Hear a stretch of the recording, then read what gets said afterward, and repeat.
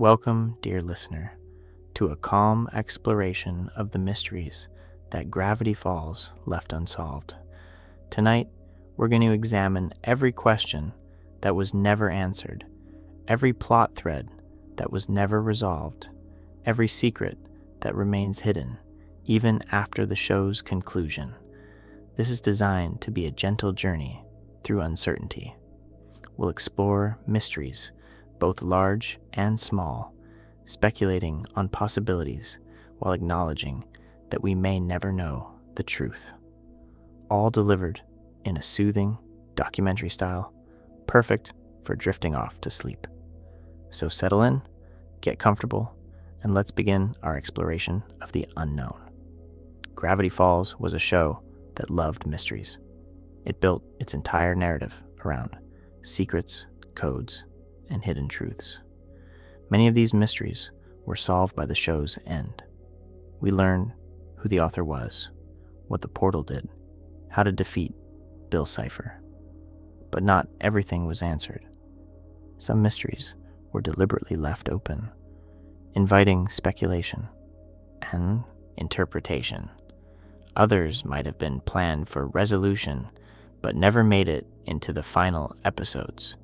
Some were so subtle that even the creators might not have considered them mysteries requiring answers.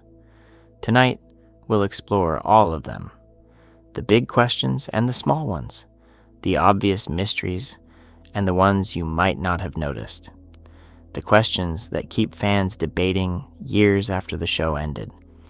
We'll move slowly, thoroughly, giving each mystery the attention it deserves. There's no rush here, just a calm, methodical examination of everything Gravity Falls left unexplained. Some of these mysteries have popular theories, explanations that fans widely accept, even though the show never confirmed them. We'll discuss these theories, but we'll also acknowledge they're just theories. The truth remains elusive. Other mysteries have no good explanations at all. They're simply unknown. Puzzles that resist solving. Questions that may never have answers. And that's okay. Mystery is part of Gravity Falls' charm. Not everything needs to be explained. Sometimes the unknown is more interesting than any answer could be. But still, we wonder. We speculate. We try to solve what the show left unsolved.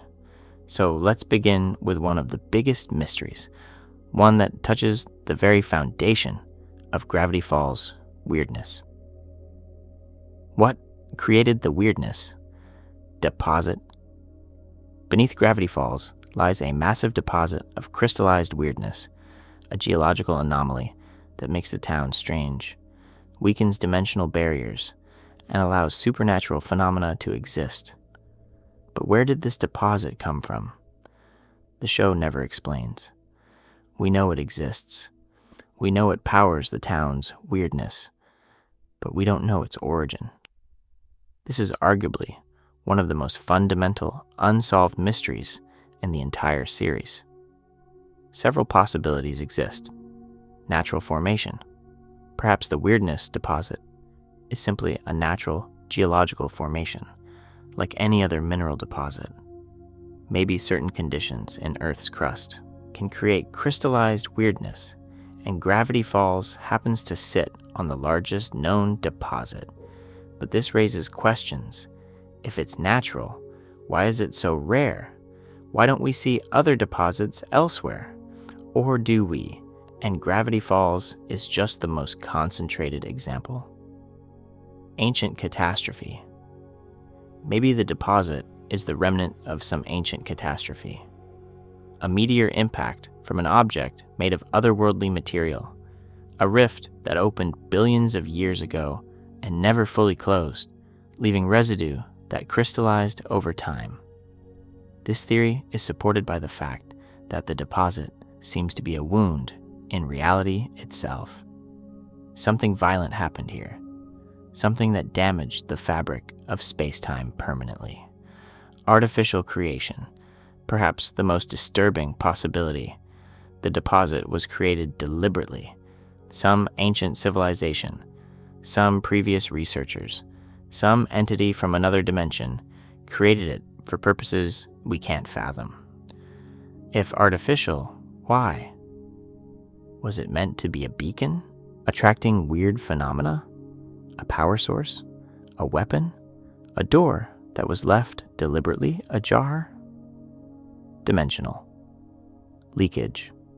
Maybe the deposit isn't from our dimension at all. Perhaps it's material from the nightmare realm, or another dimension that somehow became embedded in our reality. A foreign substance that doesn't belong but can't be removed. We'll never know which explanation is correct. The show ended without revealing the weirdness deposit's origin. It's simply there, a fundamental mystery underlying everything else in Gravity Falls. Why is the deposit concentrated in Gravity Falls? Even if we accept that weirdness deposits can form naturally, we have to ask, why is so much concentrated in one small Oregon town? Gravity Falls isn't a large area. It's a small town in a valley, maybe a few square miles at most.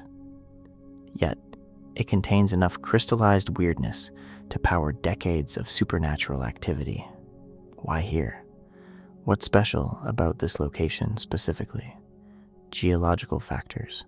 Perhaps the geology of the area created ideal conditions for weirdness concentration. The valley might act as a natural basin, collecting and concentrating weirdness over millennia. But geology alone doesn't fully explain it. There are other valleys, other geological formations, similar to Gravity Falls. Why don't they have equivalent weirdness? Dimensional. Thin points. Maybe Gravity Falls sits at a natural thin point in dimensional barriers. Some locations in the universe might simply be closer to other dimensions, making them more susceptible to weird phenomena. This theory suggests the weirdness deposit is a symptom rather than a cause. The location was always strange, and the deposit formed because of that strangeness rather than creating it. Historical events. Something might have happened in Gravity Falls' location long ago that created the concentration. An ancient civilization might have conducted rituals here. A cosmic event might have occurred directly above this spot. If historical events are responsible, we're talking about something that happened before recorded history, before human habitation of the area. Whatever created this concentration did so long, long ago. Intentional placement. Perhaps, most intriguingly, someone or something might have deliberately concentrated weirdness in this location. The deposit might be artificial, placed here with specific intent. This raises the question, who would do this and why? And are they still around, watching what happens in the town they created? The bottomless pit's true nature. In the episode Bottomless Pit, the main characters fall down a pit that seems to have no bottom. They fall for what feels like an impossibly long time, experiencing strange phenomena during their descent. But what is that pit, really? The episode treats it as a framing device for short stories. But if we take it seriously, as part of Gravity Falls' world, it raises profound questions. Actual bottomlessness. If the pit truly has no bottom, it defies physics. It would have to be infinitely deep, which is impossible in a finite Earth. Or it might loop somehow, connecting back to itself in ways that defy spatial logic. Dimensional anomaly. More likely, the pit is a dimensional anomaly. It might not be physically deep at all. Instead, falling into it might transport you into some other space, some pocket dimension, where falling continues indefinitely. This would explain why they eventually climb back out, They're not climbing out of the same pit they fell into. They're exiting from wherever the pit leads. Time dilation. The pit might involve time dilation. Perhaps falling into it slows your perception of time, making minutes feel like hours. Or perhaps it speeds you up relative to the outside world, making your long fall seem brief to external observers. Psychological effect. Maybe the bottomless pit affects minds rather than bodies. Perhaps it creates the experience of endless falling, while you're actually just unconscious at the bottom of a normal pit. But this doesn't explain how they get out, or why they remember the experience so vividly and consistently. The bottomless pit is never explained. It exists in that one episode and is never referenced again. We're left to wonder what it really was, where it leads, and whether it's still there, waiting for other curious people to fall in. The floating eyeballs. Throughout Gravity Falls, in various episodes, floating eyeballs appear in the background. They're never addressed, never explained, just there, watching. What are they? Observation entities. Perhaps they're entities whose only function is observation. They watch, record, report, back to something or someone. But who and why? Dimensional overflow. Maybe they're manifestations of the weirdness itself. Places where reality is thin enough that eyes from other dimensions peek through, watching our world from outside. Bill's surveillance. Some fans theorize the eyeballs are Bill's ciphers, method of surveillance, his way of watching events in Gravity Falls even before he directly appeared. But this is never confirmed. Natural phenomenon. In Gravity Falls, floating eyeballs might just be a natural occurrence, like clouds or rain. In a place weird enough, perhaps eyeballs spontaneously form and float around, as normal there as birds are elsewhere. Watchers from outside. Perhaps most disturbingly, the eyeballs might belong to entities we never meet in the show. Things from other dimensions or other places watching Gravity Falls for their own purposes. The eyeballs appear, watch, and are never explained. They're one of many background mysteries that the show never felt the need to address. They're just part of Gravity Falls' ambient weirdness. The peculiar properties of Gravity Falls forest. The forest surrounding Gravity Falls behaves strangely. People get lost in it easily, even in areas they know well. It seems larger than it should be geographically. Time and space behave oddly within it. Why? Natural weirdness. The forest might simply be affected by the weirdness deposit beneath the town. Supernatural phenomena radiating upward could distort space and time in the forest. Intentional design. Perhaps the forest was designed to be confusing, to keep people away from certain areas, or to trap those who enter too deeply. If so, who designed it? Ancient inhabitants? The forest itself? Living forest. Maybe the forest is alive in a way that goes beyond normal ecology. It might have a consciousness, an awareness that allows it to actively change and adapt, intentionally confusing visitors. Dimensional overlay. The forest might exist in multiple dimensions simultaneously. When you walk through it, you might unknowingly cross into other dimensional versions of the same forest, causing confusion and disorientation. Time loops. The forest might contain natural time loops. You think you're walking forward, but you're actually walking through the same stretch of forest multiple times, caught in a temporal loop you can't perceive. Whatever the explanation, the forest is deliberately strange. It's not just a setting, it's an active mystery, a place where normal rules don't fully apply. And we never learn why. The source of the time. Anomalies. Time behaves strangely in Gravity Falls. Beyond the time travelers we see, there are natural time anomalies. Time Baby rules the future. But how did time become so malleable in the first place? Weirdness. Effects.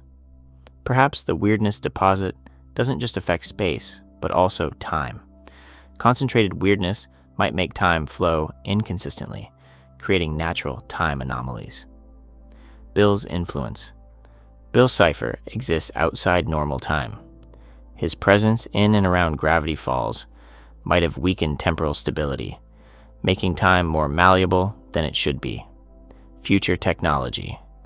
Time travel. Technology exists in the future.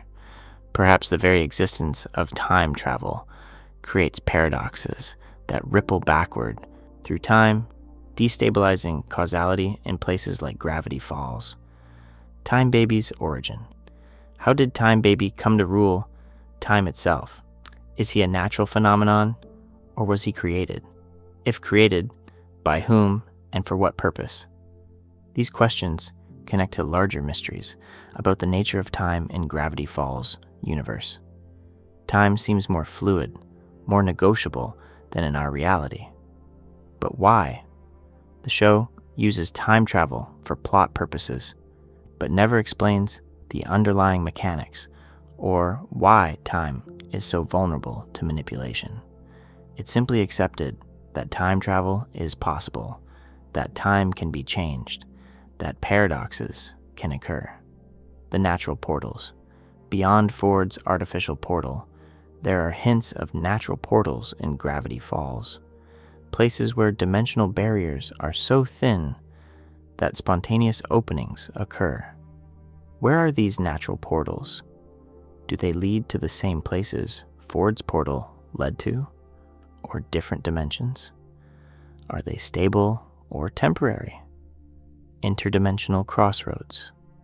Perhaps Gravity Falls sits at a natural crossroads of dimensions.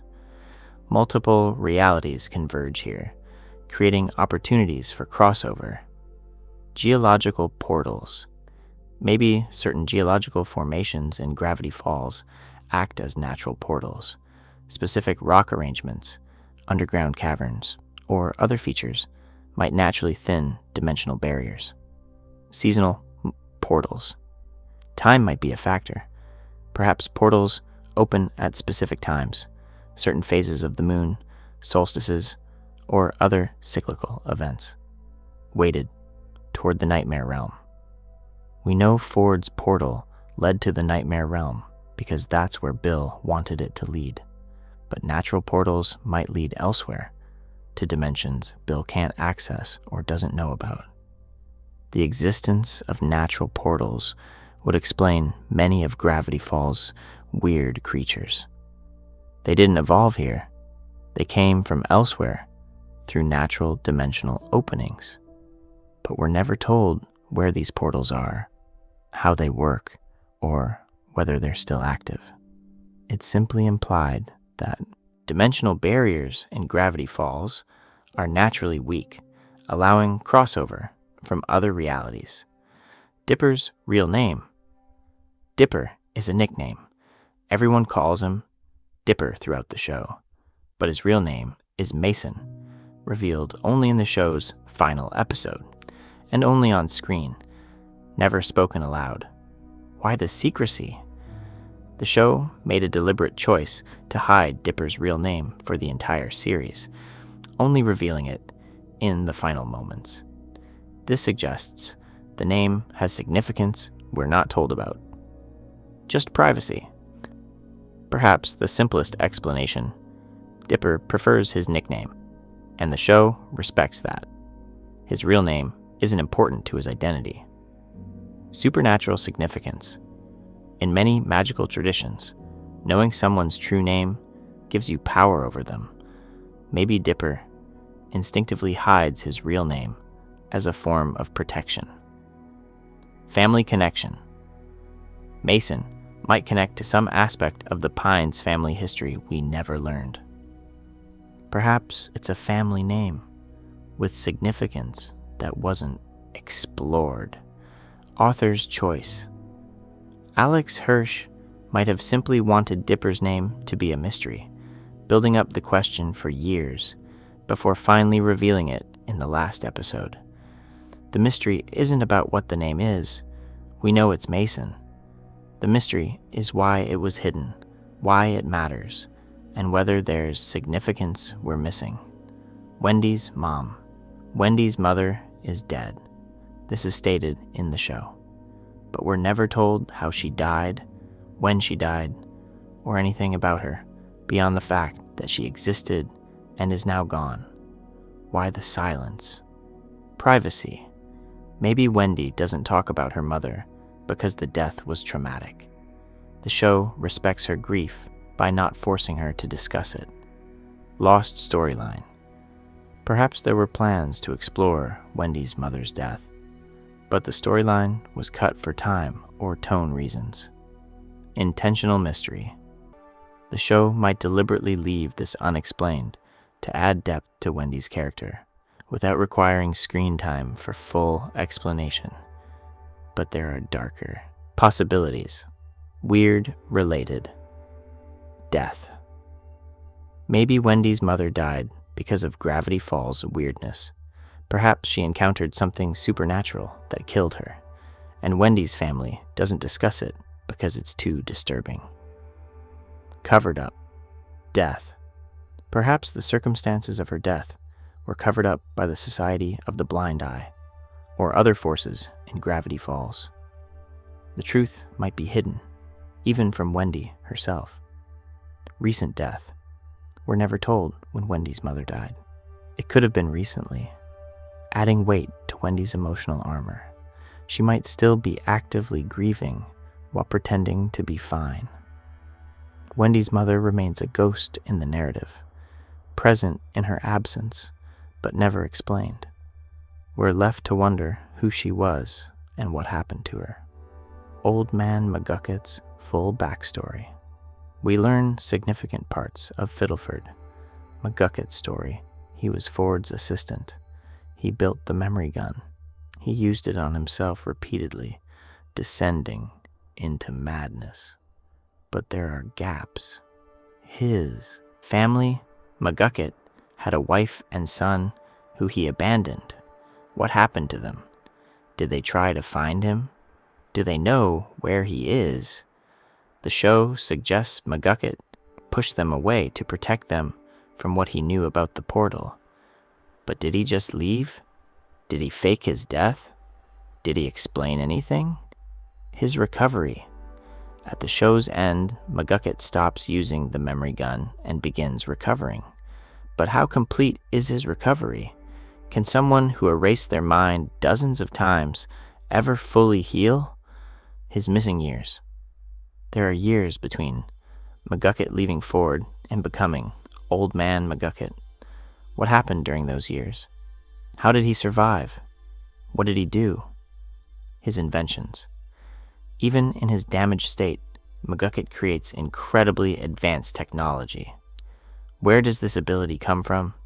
Is he naturally brilliant? Or did something about his memory erasure actually enhance certain capabilities? His guilt. McGucket carries guilt about the portal, about leaving Ford, about creating the memory gun. How does he process this guilt after recovering his memories? Does he blame himself for Weird Mageddon? McGucket's story is explored more than many characters, but significant pieces remain missing. His journey from brilliant inventor to homeless eccentric and back toward recovery contains gaps were never shown. Pacifica's future. Pacifica undergoes significant character growth during the series. She moves from mean girl to genuine friend, stands up to her parents, breaks from her family's corrupt legacy. But what happens after? Her family. Do Pacifica's parents change? Do they continue abusing her? Does she eventually escape their control? Her fortune. The Northwest family is rich, but losing money. Does Pacifica inherit a fortune, or does the family wealth collapse entirely. Her relationship with the pines. Pacifica becomes friends with Dipper and Mabel. Do these friendships last after the twins leave? Or does distance and time pull them apart? Her redemption. Pacifica is on a path toward becoming a better person. But redemption is a process, not an event. Does she continue growing, or does she slip back into old patterns? The show leaves Pacifica at a crossroads. She's changed, but her future is uncertain. We see the beginning of her transformation, but not where it leads. Seuss's father abandoned him when Seuss was young, promising to send postcards, but never following through. This is established as a key part of Seuss's backstory. In the episode Blendon's Game, Seuss's father briefly appears, but the reunion is unsatisfying. Seuss realizes his father isn't the person he imagined, but questions remain. Why did he leave? What caused Seuss's father to abandon his family? Was it simple irresponsibility, or was there a specific reason? The postcards. Why promise postcards and never send them? Why create that specific expectation and then fail to meet it? His life. What has Seuss's father been doing all these years? Where has he been? Has he had other families? His guilt? Does Seuss's father feel guilty about abandoning his son? Or has he rationalized it, convinced himself it was the right choice? Future contact. After their brief meeting, do Seuss and his father ever interact again? Does Seuss forgive him? Do they build any kind of relationship? Seuss's father represents unfinished business. The show addresses the emotional core of Seuss's abandonment, but doesn't resolve the practical questions about his father's choices and consequences. Grenda and Candy's home lives. Grenda and Candy are Mabel's friends, appearing regularly throughout the series. But we learn almost nothing about their home lives, their families, or their personal histories. Their families. Do they have good home lives? Are their families functional or dysfunctional? What brought them to Gravity Falls? Their personalities. Grenda is aggressive and loud. Candy is nerdy and technical. Where do these personality traits come from? Are they natural or responses to their home situations? Their futures. What happens to Grenda and Candy after the show ends? Do they remain friends with Mabel? Do they stay in Gravity Falls? The show uses Grenda and Candy primarily as supporting characters for Mabel's storylines. They have personality and agency, but their inner lives remain mysterious. Tyler, the cute biker. Tyler appears in multiple episodes as a recurring background character. He's identified as a cute biker, but there's more to him than that. Tyler is seen in various odd situations throughout the series. He seems to be involved in Gravity Falls weirdness more than a normal resident would be. His knowledge. Does Tyler know about the weird things in Gravity Falls? He's present at events where supernatural phenomena occur, but never seems particularly surprised. His role. Is Tyler just a normal citizen, or does he have some specific role in the town? Is he connected to any of the secret organizations or groups? His story. Who is Tyler? Where does he come from? What's his life like beyond the brief glimpses we see? Tyler represents the mystery of background characters. The show gives us glimpses of many residents, but we never learn their full stories. They exist in the world, but remain largely unexplored. The Blind Eye Society's other members. The Society of the Blind Eye erased people's memories for decades. We meet a few members, but the society had many more. Who were they? Beyond the members we meet, who else was part of the society? Were they all motivated by good intentions, or did some join for darker reasons? Their memories. Did society members erase their own memories? If so, how much of their own lives have they forgotten? Do they know who they were before joining? Their fates. After the society is exposed, what happens to its members? Do they face consequences? Do they try to rebuild? Do they remember what they did? Their knowledge. The society knew things about gravity falls that others didn't. What happened to that? Knowledge after the society dissolved? The Society of the Blind Eye represents institutional secrets. Even after we learn about the organization, we don't know all its members or all its actions. Its full scope remains mysterious. The shapeshifter's origins. The shapeshifter is one of the most dangerous creatures in Gravity Falls, capable of perfectly mimicking any form. But where did it come from? Natural evolution. Could the shapeshifter have evolved naturally? Perhaps in an environment where mimicry was essential for survival, a species might develop perfect transformation ability. But perfect mimicry, including memories and knowledge of the mimicked being, seems beyond what natural evolution could produce. The shapeshifter's abilities are almost supernatural in their scope. Artificial creation. Perhaps the shapeshifter was created by someone. An experiment in transformation magic or dimensional science that succeeded too well, creating a being that couldn't be controlled.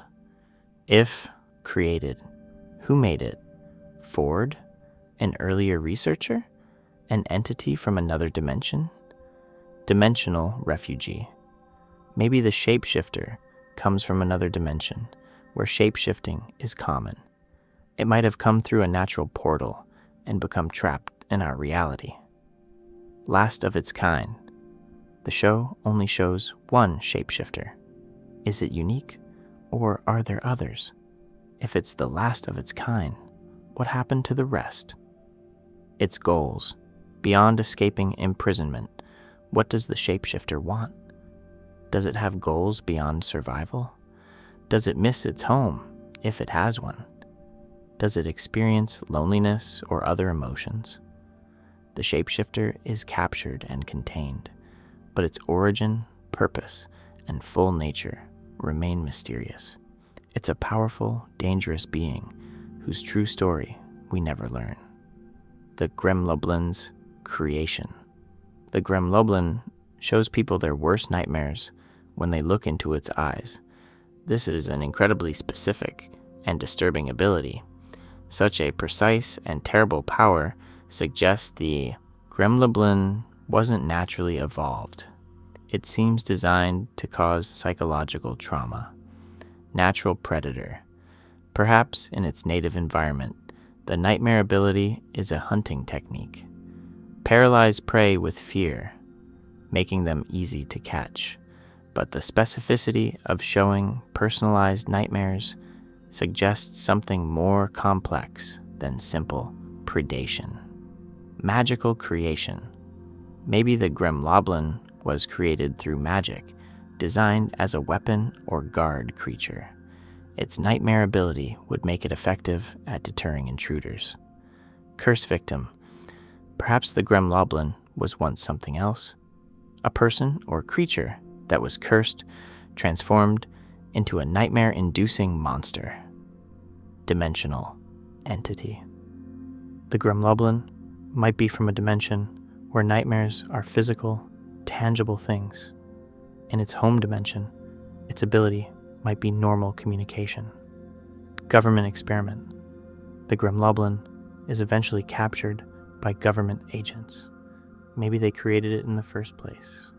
An experiment in fear-based weaponry that escaped. We never learn where the Gremloblin came from or why it has such a specific, terrible ability. It's encountered, captured, and removed from the story without explanation. Time Baby's origins. Time Baby rules time itself in the future. But how did he come to power? Why is he a baby? What is his true nature? Temporal. Paradox. Perhaps? Time Baby created himself through time travel. He went back in time, arranged events to ensure his own birth and rise to power, creating a causal loop. Natural phenomenon. Maybe. Time Baby is what happens when someone is born at a specific moment in space-time, a convergence of temporal forces that creates a being with innate time manipulation abilities. Artificial creation. Time Baby might be deliberately created by future scientists attempting to regulate time travel and prevent paradoxes. He's not born, but built. Evolutionary end. Point. Perhaps. Time Baby represents the ultimate evolution of humanity or some other species, a being that has transcended normal causality and exists across all time simultaneously. Why a baby? The most persistent question. Why is this all-powerful temporal entity shaped like an infant? Is it stuck at the age it gained its powers? Is the baby form chosen for some symbolic or practical reason? Or is it a joke by the universe? His limits. Time. Baby is destroyed by Bill Cipher, suggesting he's not truly omnipotent. What are his limits? Can he actually control time completely, or just influence it within certain parameters? His reconstruction. When Time Baby is destroyed, the time stream is threatened. Does he reconstruct eventually? Is there someone or something that replaces him, or does time become permanently unstable? Time Baby is played somewhat comedically in the show, but his existence raises profound questions about the nature of time, power, and causality that are never addressed. The Multi-Bear Society. The multi-bear is a bear with multiple heads, living in a cave and listening to Baba music. It's initially presented as a threat, but turns out to be peaceful. But the multi-bear's existence raises questions. How many multi-bears? Is the multi-bear unique, or are there others? If others exist, where are they? How did it form? Is the multi-bear a natural creature, or was it created somehow? Could multiple bears have fused together? Is it a magical creature? It's culture. The multi-bear has culture. It likes music, has opinions, shows philosophical depth. Where does this culture come from? Did it develop in isolation, or is it part of a broader multi-bear society? It's loneliness. The multi-bear seems isolated, living alone in a cave. Is this by choice, or is it lonely? Does it have friends or family? Its purpose. Why does the multi-bear exist in Gravity Falls? Is it guarding something, hiding from something, simply living its life? The multi-bear is one of many creatures that appear briefly, show hints of depth, and are never fully explored. Its story remains largely untold. The Lilliputians' world. The Lilliputians are tiny people living in the miniature golf course at Gravity Falls. They're organized into competing nations, each themed after different holes on the course. But this raises questions that are never answered. Their origins. Where did the Lilliputians come from? Were they always tiny? Or were they transformed? Did they come through a dimensional portal? Or are they native to Gravity Falls? Their society. How does Lilliputian society function? They have nations, wars, cultures. How did such complexity develop in a miniature golf course? Their relationship with humans. Humans built the golf course, but do they know about the Lilliputians? Have there been conflicts before? Do the Lilliputians depend on human maintenance of the course? Other colonies. Are there Lilliputians elsewhere? Do other miniature golf courses have similar populations? Is the Gravity Falls course special? Or is this a widespread phenomenon? They're technology. The Lilliputians have technology scaled to their size. How do they manufacture it? Where do they get materials? The Lilliputians represent an entire civilization that's shown briefly and then forgotten. Their world is rich and complex, but we only see a fraction of it. The Hand Witch. The artist's hands in one episode turn out to be from a hand witch, a being that's just hands and forearms, no body. What is a hand witch? The name suggests it's a type of being, not a unique entity. Are there more? If there are hand witches, how common are they? Are they from Gravity Falls or from somewhere else? How do they function? A being that's just hands shouldn't be able to survive. How does the hand witch eat, breathe, or sense its environment? Magic? The term witch suggests magic. Do hand witches have magical abilities beyond their unusual form? Creation or evolution? Are hand witches born that way, or are they created through transformation or curse? The hand witch appears briefly, demonstrates unusual abilities, and is never explained. We're left wondering if it's unique or if there's an entire species of hand witches somewhere. Probabilitors, dimension. Probabilitor, the wizard appears from another dimension to challenge Dipper to games. But we learn almost nothing about his home dimension. Where is he from? What dimension does Probabilitor come from? Is it a dimension of wizards? A dimension where games are cosmic law? Why challenge people? Why does Probabilitor challenge people to games? Is it entertainment? A requirement of his existence? A method of collecting something? What are the stakes? When Probabilitor wins, he takes his victim's brain. But why? What does he do with collected brains? Does he use them somehow, or just collect them? His power source. Probabilitor has significant magical power. Where does it come from? Is he naturally powerful, or does he draw power from his dimension? Other wizards. Is Probabilitor unique, or are there other wizards like him? If there are others, do they also challenge people to games, or is that Probabilitor's specific behavior? Probabilitor appears in one episode, presents a threat, is defeated, and we never learn anything about where he came from, or what his full capabilities are. The true nature of gnomes.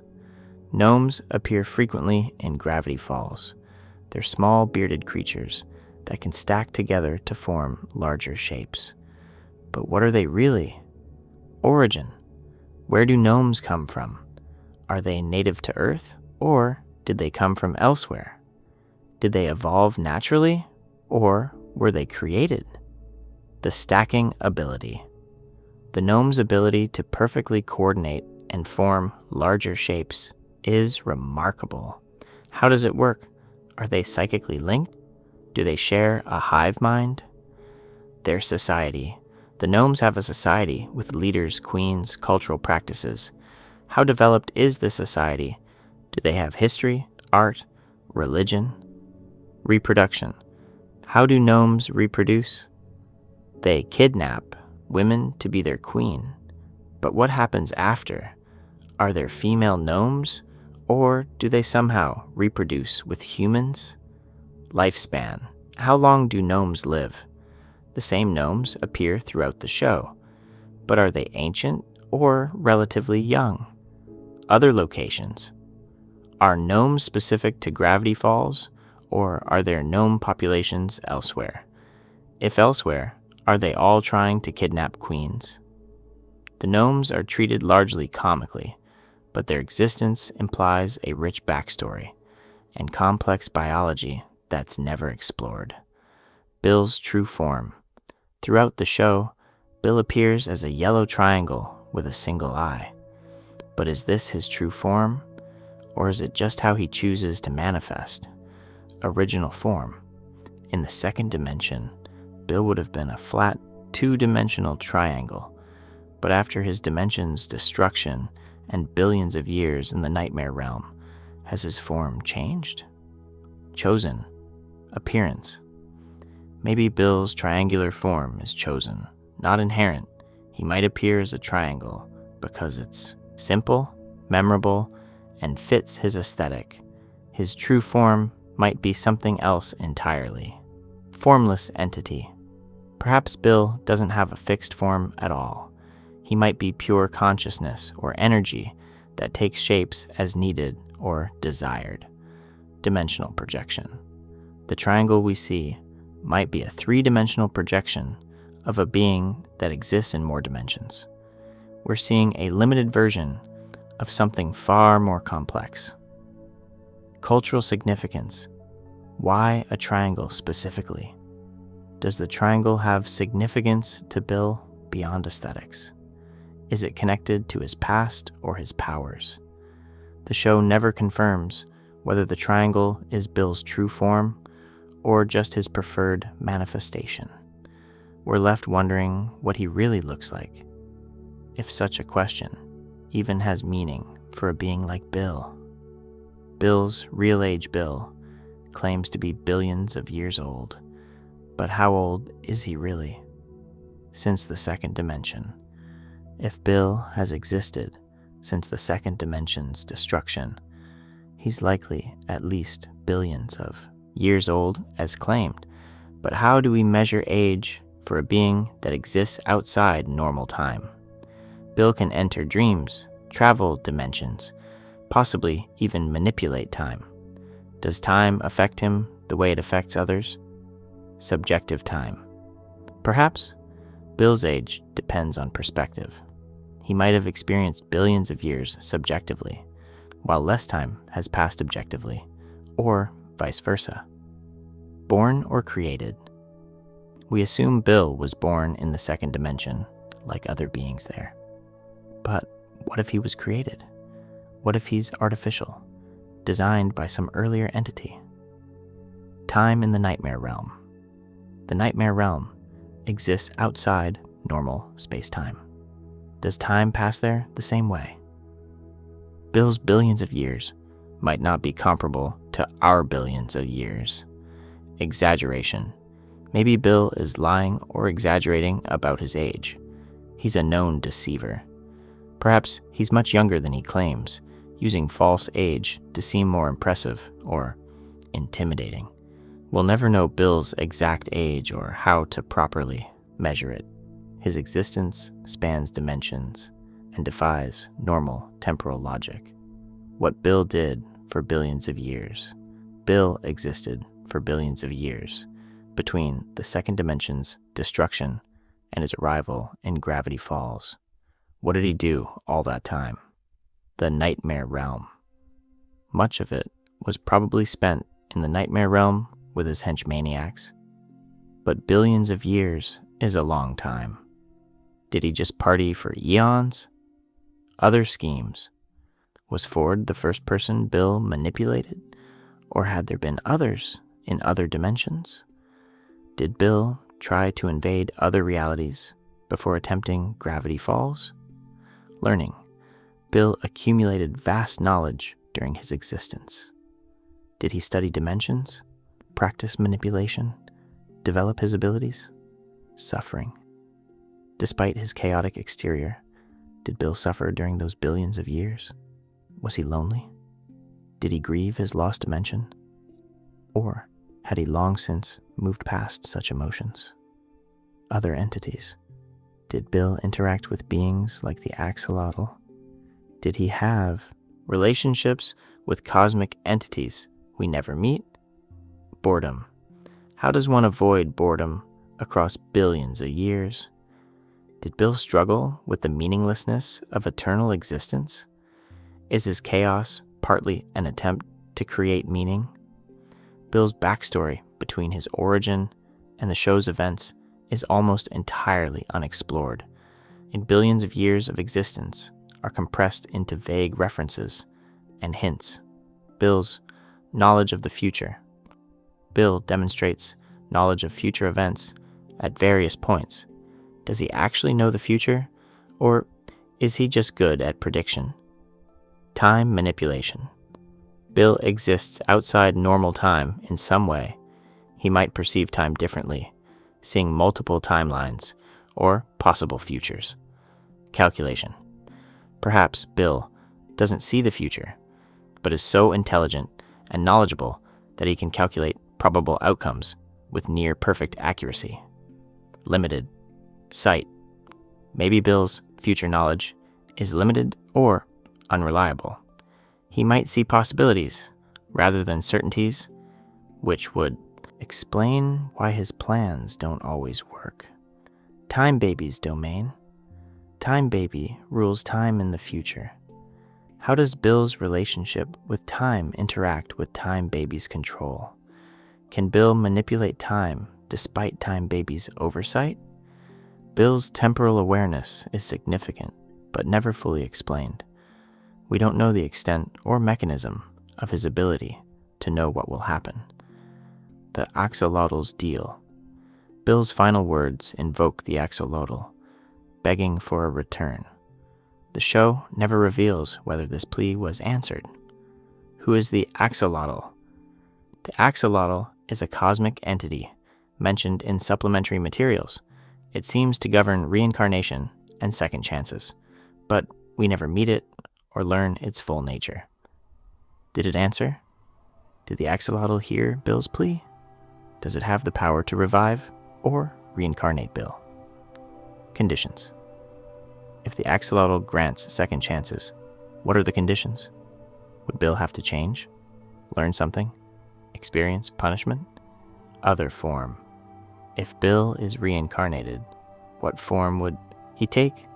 Would he be the same consciousness with the same memories?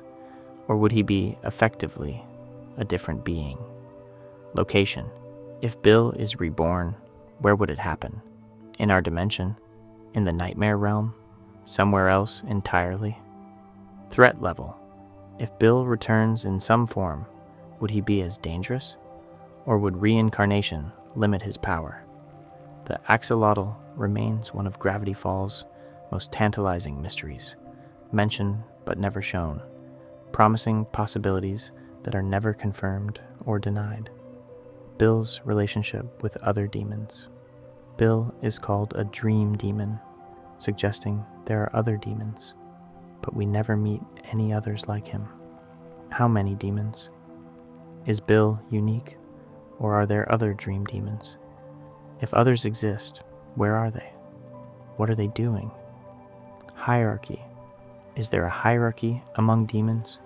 Is Bill powerful among demons or average? Are there demons that could defeat Bill? Alliances. Besides the henchmaniacs, does Bill have allies or enemies among other dimensional entities? Has he made deals with beings more powerful than himself? The demon. Classification. What makes something a demon in Gravity Falls universe?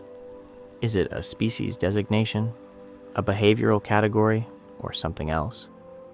Bill's status as a demon raises questions about the broader supernatural ecosystem that are never answered.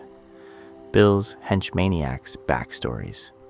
The henchmaniacs are Bill's friends and allies in the nightmare realm, but we learn almost nothing about them individually. Who are they? Each henchmaniac has a unique appearance and presumably a unique backstory. Where did they come from? How did they end up in the nightmare realm? Relationships. How do the henchmaniacs relate to each other? Are they just allies of convenience, or do they have genuine friendships? Powers. What abilities does each henchmaniac have? We see brief glimpses of their capabilities during Weirdmageddon, but their full power is never shown. Loyalty to Bill. Why are they loyal to Bill? Is it genuine friendship, fear, respect for his power, or something else? Individual goals. Do the hench maniacs have their own goals beyond chaos? What do they want individually to fates? When Bill is erased and Weird Mageddon ends, the hench maniacs are pulled back to the nightmare realm. What happens to them after? Do they wait for Bill's return? Do they move on? Do they try to escape again? The hench maniacs are colorful and distinct, but they remain largely mysterious. They're Bill's crew, but we never learn their individual stories. Why Bill chose Ford. Specifically, Bill manipulated Ford into building the portal. But why Ford specifically? What made Ford the perfect target? Brilliance. Ford was brilliant enough to build what Bill needed. But there are other brilliant scientists. What made Ford special? Isolation. Ford was isolated, making him vulnerable to manipulation. But was this coincidence, or did Bill arrange Ford's isolation somehow? The 6 fingers. Ford's 6 fingers mark him as different.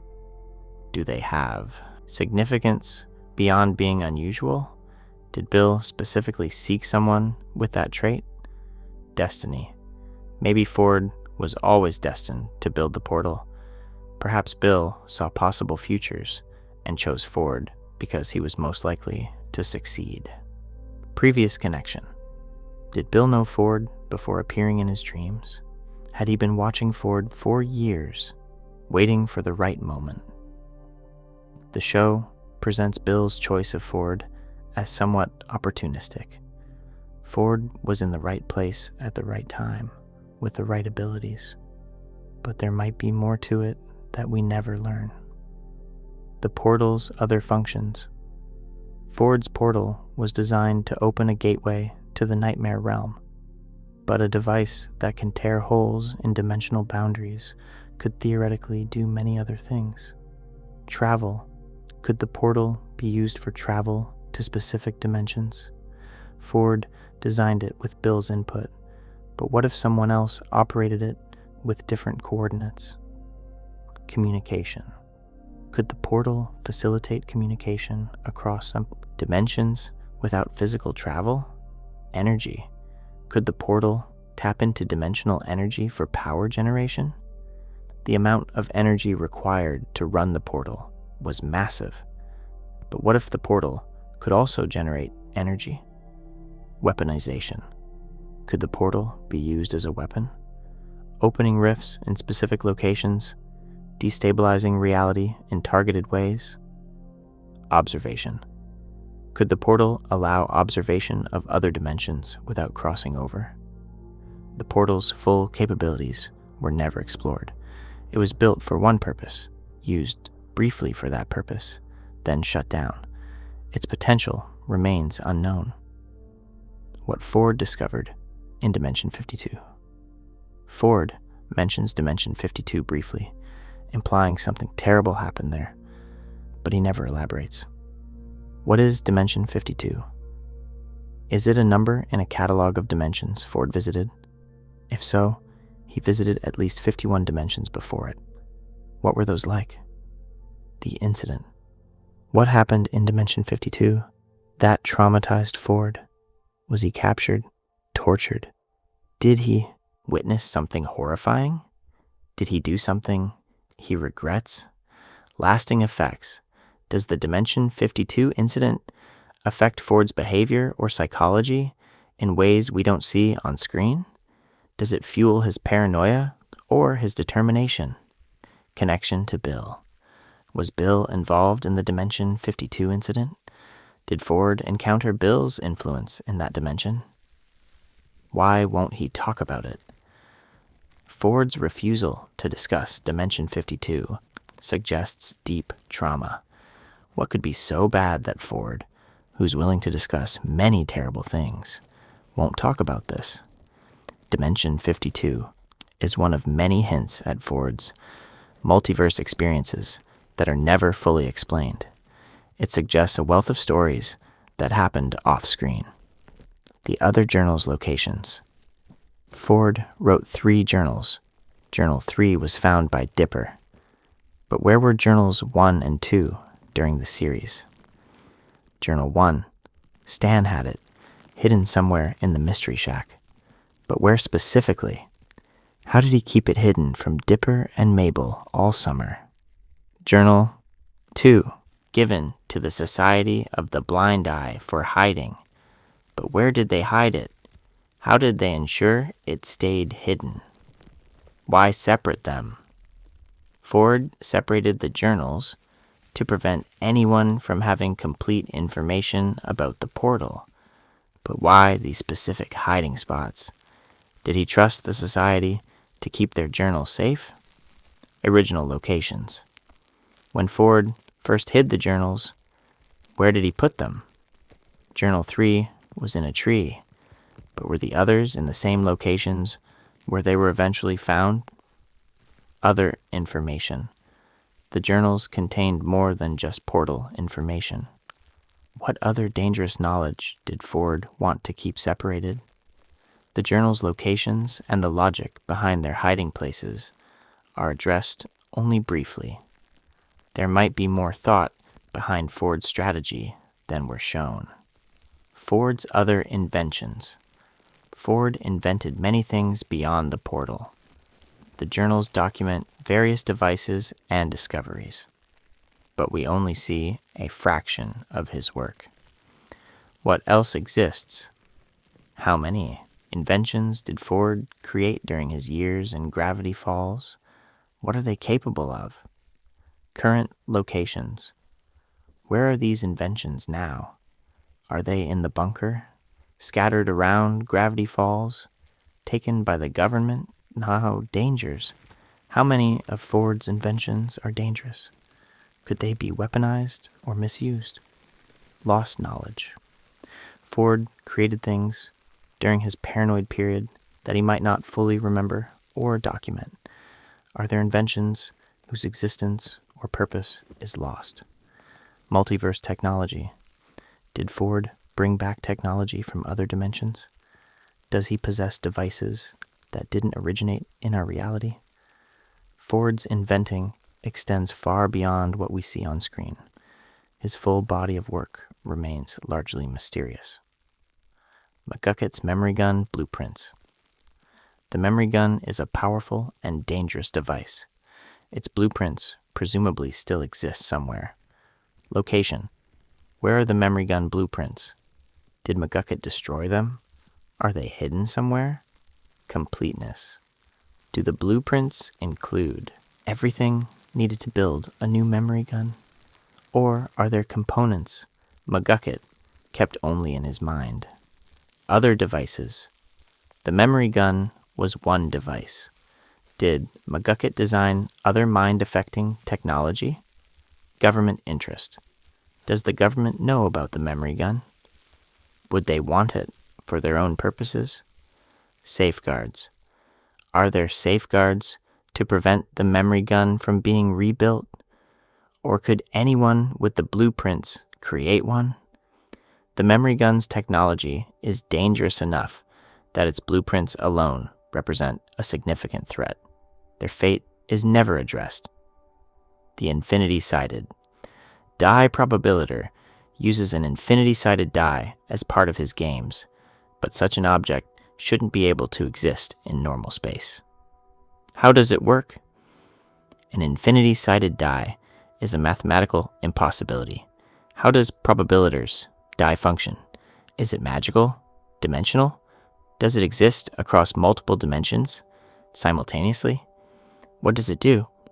We see the die rolled, but what are all its possible outcomes? With infinite sides, the possibilities are literally endless. Origin. Where did Probabilitor get this die? Did he create it? Find it? Is it a natural object from his dimension? Other impossible objects. If an infinity-sided die can exist, what other mathematically or physically impossible objects exist in Gravity Falls universe? The infinity-sided die represents the kinds of impossible objects that can exist in a weird universe. but we never learn the full implications or capabilities of such objects. The bunker's original purpose. Ford built a bunker beneath the Mystery Shack. It contains security systems, storage, and the frozen shapeshifter. But what was Ford's original plan for it? Refuge. Was the bunker meant as a hiding place if things went wrong? A place Ford could retreat to if Bill or other threats came after him? Laboratory. Was it a secure laboratory for dangerous experiments? A place where Ford could work on things too risky for his main lab? Prison. Was it primarily meant to contain the shapeshifter? Or were other dangerous entities meant to be stored there? Observation. Could the bunker serve as an observation post for monitoring Gravity Falls' weirdness? Incomplete. Does the bunker have sections that were never finished? Did Ford abandon construction when things went wrong with Bill? The bunker is shown but never fully explained. Its complete purpose and capabilities remain mysterious. What was in the other safe? In Stan's office, there's a safe containing the portal's other 2 journals. But was that the only safe? Did Stan have other hidden storage? Other secrets? What else did Stan hide in the Mystery Shack over 30 years? Were there other safes or hidden compartments? Portal components. Did Stan store portal components separately for security? Are there pieces of the portal hidden throughout the building? Money. Stan was running a business and couldn't use banks under Ford's stolen identity. Where did he hide his money? Personal items. Did Stan keep anything from his past? Items from his failed businesses? Mementos of his life before Gravity Falls? Stan ran the Mystery Shack for 3 decades, hiding his true purpose the entire time. He must have developed extensive hiding systems we never see. Agent powers and agent triggers agency. Government agents appear occasionally, investigating Gravity Falls' weirdness. But what agency do they work for? Which department? Are they FBI, CIA, a special division created specifically for paranormal investigation, something else entirely? Authorization. Who authorized them to investigate Gravity Falls? How high up does knowledge of the town's weirdness go? Mission parameters. What exactly are they supposed to do? Observe and report? Contain and control? Study and weaponize? How long? How long has the government been aware of Gravity Falls? Since the town's founding? More recently? Other locations. Is Gravity Falls the only place they monitor? Are there other weird locations receiving similar attention? The government's involvement is established, but never detailed. We don't know the scope, authority, or full mission of the agents we see. The memory erasing device. At the end. After Weirdmageddon, government agents offer Stan and Ford a device to erase people's memories of the event. But this raises questions. Government memory tech. Does the government have its own memory erasing technology? Is it based on McGuckett's design or independently developed? How common? How often does the government erase memories? Is this standard procedure for supernatural events? Consent. When the government erases memories, do they get consent? Or do they force amnesia on people for national security? Effectiveness. Is government memory tech as powerful as McGuckett's gun? Can they erase specific memories precisely? Or is it cruder? Other uses. What else does the government use memory tech for? Is it limited to supernatural events? Or do they use it for other purposes? The casual way memory erasure is offered suggests it's routine for the government. This implies a much larger operation than we see. The alien spaceship. In the background of several episodes, there's a crashed alien spaceship in the woods. It's visible, but never addressed directly. When did it crash? How long has the spaceship been there? Is it a recent crash, or has it been there for decades or centuries? The occupants. Were there aliens in the ship? If so, what happened to them? Did they die in the crash, escape, or integrate into Gravity Falls somehow? Technology. Does the ship contain advanced alien technology? Has anyone tried to study or salvage it? Government knowledge. Does the government know about the crashed ship? Have they investigated it? Why Gravity Falls? Did the ship crash in Gravity Falls by coincidence, or was it drawn there by the weirdness? Connection to other anomalies. Is the ship related to other weird phenomena in Gravity Falls? Did its crash contribute to the area's strangeness? The alien spaceship is a significant mystery, hiding in plain sight, visible throughout the series, but never explained. The blind eye symbol. The Society of the Blind Eyes symbol appears in places not obviously connected to the society. It's marked on buildings, artifacts, and locations throughout Gravity Falls. Earlier, origins. Did the symbol exist before the society? Is it an older symbol the society adopted, or did they create it? Other meanings. Does the symbol have meaning beyond the society? Is it a warning, a ward, a marker? Current use. After the society dissolved, does the symbol still appear in new places, or are all sightings historical? Hidden members. Do the symbol's appearances indicate society members we never identified? Are there hidden members who were never exposed? The symbol's widespread presence suggests the society's influence, or the symbol's significance extended further than explicitly shown. What the government did with the captured creatures. Government agents capture supernatural creatures at various points. What happens to these creatures? Containment. Where are captured creatures kept? Is there a secure facility somewhere designed for supernatural containment? Study. Are captured creatures studied? Does the government have scientists examining them? Ethical treatment. How are captured creatures treated? Are they considered dangerous animals, or do intelligent creatures get different treatment? Escape risks. How secure is creature containment? Have there been escapes?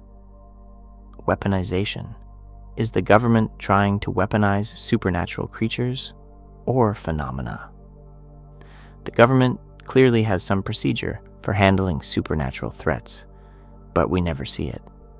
The fate of captured creatures is unknown. The Northwest cover-up. The Northwest family covered up its history, hiding the truth about the town's founding. But how did they maintain this cover-up for over a century? Methods. How did the Northwests suppress the truth? Did they bribe historians? Destroy records? Threaten people? Scope. How many people knew the truth? Was it common knowledge among old families, or was it successfully hidden from almost everyone? Other cover-ups. If the Northwest covered up their founding lies, what else did they hide?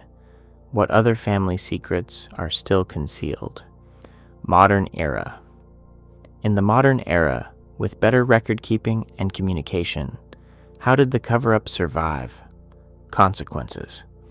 After the truth is revealed, what happens to the Northwest family? Do they face social consequences? Legal ones? The Northwest cover-up represents how history can be manipulated by those with power and resources, but the full scope of their efforts is never shown. The truth about Quentin Tremblay. Quentin Tremblay, the 8-point president of the United States, was erased from history, but some version of him lived in Gravity Falls. How real is he? Is Tremblay actually a former president, or is this a delusion? The show treats him as real, but how reliable is this? Government involvement. If Tremblay was really president, how did the government erase him so completely from history? His life. What has Tremblay been doing all these years in Gravity Falls? How has he survived? His presidency. If his presidency was real, what did he actually accomplish?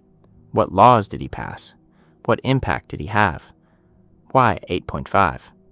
Why is he called the 8.5th president instead of the 9th? Was he president for only part of a term?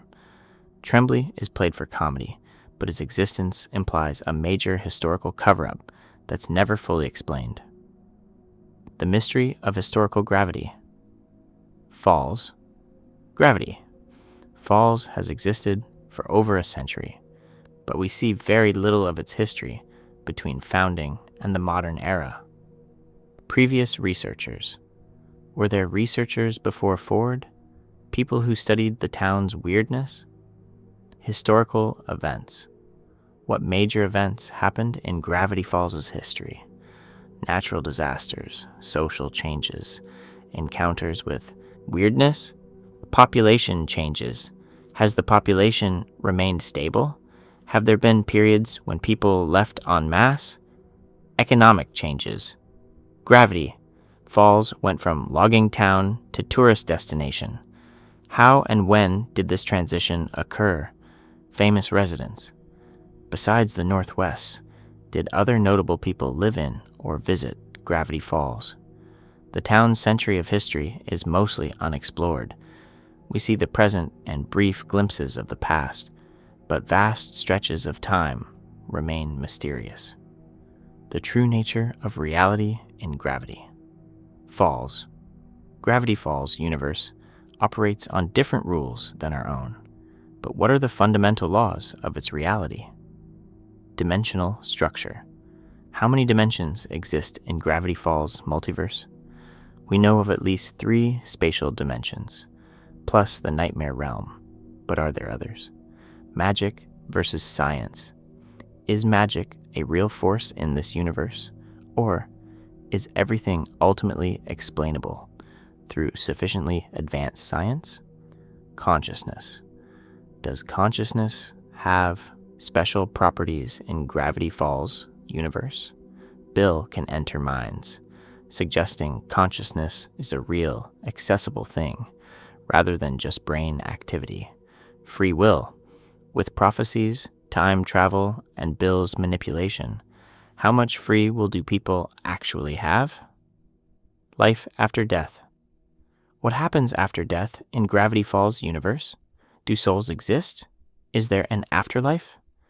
The show hints at complex metaphysics, but never fully explains the underlying rules governing reality. The Zodiac Prophecy's origin.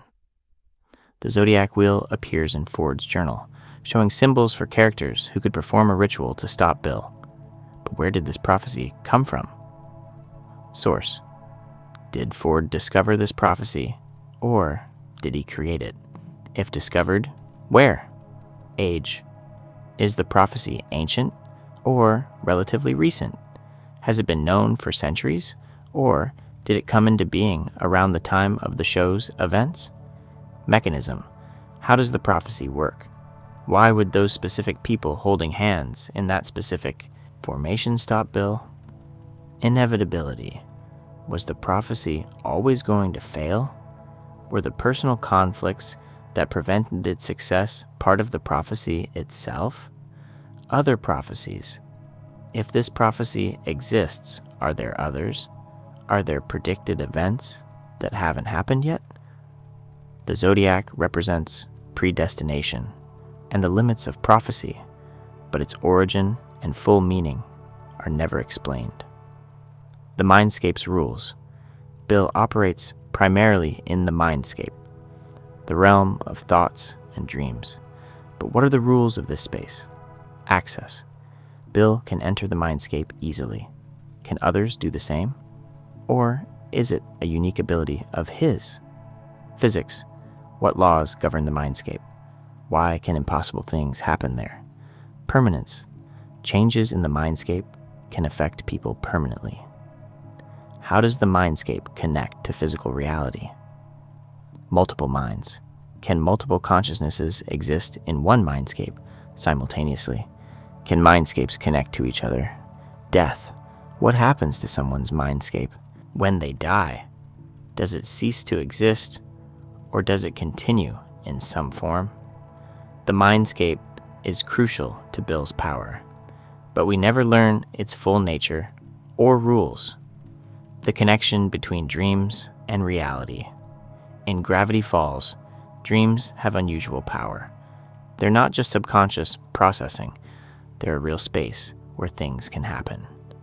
Universal dreamscape. Is there a collective dream realm that all dreamers access, or is each dream individual? Dream entities. Are there beings that exist only in dreams? Besides Bill, are there other dream entities? Dream effects. Why do events in dreams sometimes affect reality? What's the mechanism of this connection? Control. Can people learn to control their dreams in Gravity Falls the way Bill controls them? Collective dreams. Can multiple people share dreams? Is this possible naturally or only through entities like Bill? Dreams in Gravity Falls are more real than in our universe, but the full implications are never explored. The purpose of weirdness. Why does weirdness exist at all? Is it random, or does it serve some purpose? Natural phenomenon. Perhaps weirdness is just a natural aspect of the universe, like gravity or electromagnetism. It exists because it's part of how reality works. Evolutionary pressure. Maybe weirdness serves an evolutionary purpose. Perhaps it challenges species to adapt, creating stronger, more flexible life forms. Dimensional maintenance. Could weirdness be a mechanism for maintaining dimensional boundaries? Perhaps it's a safety valve, allowing controlled mixing of realities to prevent catastrophic collapses. Consciousness development. Maybe weirdness exists to challenge consciousness, to force beings to think beyond normal patterns and develop greater awareness. Intentional design. Most disturbingly, weirdness might be deliberately created. Some entity or civilization might have designed reality to include weird elements for reasons we can't comprehend. Weirdness is treated as a given in Gravity Falls, but its ultimate purpose or reason for existence is never addressed. The rift's true nature. The rift, created by the portal's activation, was the crack that allowed Weirdmageddon. But what exactly was it? Physical or metaphysical? Was the rift a physical tear in space, or was it more metaphysical, a crack in the concept of dimensional boundaries? Visibility. The rift was visible as a glowing crack. But was this its true appearance, or a three-dimensional representation of something existing in more dimensions? Expansion. Would the rift have grown on its own if not shattered? Was it stable, or would it have eventually torn open by itself? Repair. Could the rift have been repaired rather than allowed to shatter? Was there a way to undo the damage Ford's portal caused? Other rifts. Was this the only rift ever created in Gravity Falls, or have there been others throughout history? The rift is crucial to the plot, but its fundamental nature is never fully explained. Weirdmageddon's rules. During Weirdmageddon, reality operated on new rules. Physics became optional. Impossibilities became commonplace. But were there still rules, or was it pure chaos? Limitations. Even during Weirdmageddon, there were limits. Bill couldn't leave Gravity Falls. Some magic still worked, Were these the remnants of reality structure, or new rules, Bill imposed? Transformation. Logic. When people were transformed into objects, what determined their new forms? Was there logic, or was it random? Restoration. When Weirdmageddon ended, people and objects restored to normal. How did reality remember what was correct? Mental effects. Did Weirdmageddon affect people's minds, or just physical reality? Were people thinking normally in impossible situations, or did their consciousness adapt? Partial reality. Weirdmageddon only affected Gravity Falls. What happened at the boundary? Was there a hard line where reality was normal, or a gradual transition? Weirdmageddon represents reality breaking, but there's still structure beneath the chaos that's never fully explained. The meaning of Bill's last words. Bill's final words, played backward, are AXOLOTL. My time has come to burn. I invoke the ancient power that I may return. The invocation. Is this a prayer, a spell, a legal claim? What does it mean to invoke the axolotl? Conditions. If the invocation works, what conditions apply? Would Bill return as himself, or would he be changed? Timing. When would Bill return? Immediately? Eventually? Or never? The burning. Bill's time has come to burn. Is this literal? Is he burning? Or metaphorical? Is he being purged or punished? Ancient power. The axolotl is described as an ancient power. How ancient? Is it older than Bill? Older than dimensions? These final words suggest possibilities that are never confirmed or denied. They leave the door open for speculation, but provide no answers. Why? Some things stay mysterious. We've spent hours exploring mysteries that Gravity Falls never solved, questions without answers, puzzles without solutions, secrets that remain hidden even after the show concluded. But perhaps this is intentional. Perhaps some mysteries are meant to remain unsolved. Respect for the unknown. Not everything needs explanation. Some things are more interesting as mysteries than they would be with definitive answers. Viewer engagement. Unsolved mysteries keep fans engaged long after a show ends. They give communities things to discuss, theories to develop, interpretations to debate, real-world reflection. In real life, not everything gets explained. Some questions never receive answers. Gravity Falls' unsolved mysteries make it feel more real by acknowledging this. Creative freedom. Leaving things unexplained gives future creators freedom. If Gravity Falls ever continues in some form, unsolved mysteries provide material. Multiple interpretations. When something isn't explicitly explained, different viewers can have different interpretations. This multiplies the richness of the work. Some mysteries might have been planned for resolution, but cut for time or pacing. Others were deliberately left open. Some might not have been intended as mysteries at all, just details that fans noticed and wondered about. But regardless of intent, the result is the same: a rich world full of unanswered questions. The value of speculation. Without definitive answers, speculation becomes valuable. Fans develop theories, gather evidence, make arguments. The community engages in collective interpretation. Popular theories. Some theories become widely accepted, even without confirmation. They feel right, fit the evidence, satisfy the narrative gaps. Multiple valid readings. Sometimes multiple theories are equally valid. The text supports different interpretations without confirming any single one. Deeper understanding. Speculating about mysteries often leads to deeper understanding of what is explicitly shown. Looking for clues reveals details you might otherwise miss. Creative expression. Fan theories are creative works in themselves. They extend the story, add layers, create new meaning. The mysteries we've explored tonight probably have answers in someone's mind, the creators, the writers, the designers. But those answers weren't included in the final work, so they remain potential rather than actual. And perhaps potential is more valuable than actuality. A mystery with an answer becomes a simple fact. A mystery without an answer remains forever rich with possibility.